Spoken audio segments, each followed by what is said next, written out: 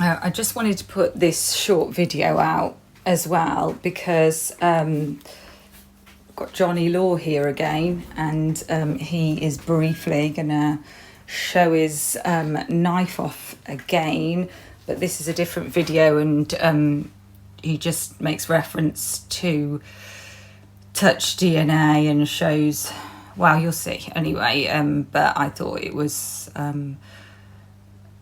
just worth a wee watch, and I will add his video into the description in case you would like to watch that.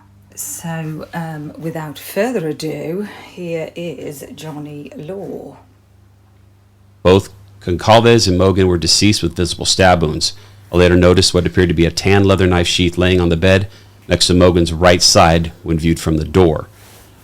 Depending on where the bed was laid out, we saw some photos that kind of had that was laid out. The sheath later processed had a K-bar USMC and United States Marine Corps Eagle Globe and Anchor insignia stamped on it. So that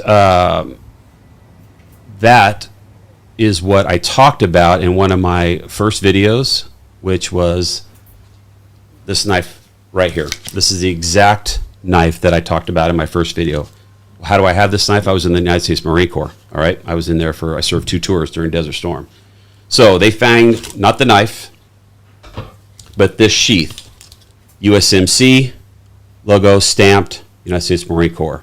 Now, what did they find on this? The Idaho State Lab later located a single source of male DNA, suspect profile, left on the button snap of the knife sheath. This part right here. This is how you clamp the knife. When you put the knife back in the sheath, this wraps around, and look what that does. It leaves a lot of touchy DNA there. So you have to push that to lock this knife. It's a very, you can probably hear this button when I put it closed. It's a very, very tight button. All right, so suspect leaves sheath at the crime scene.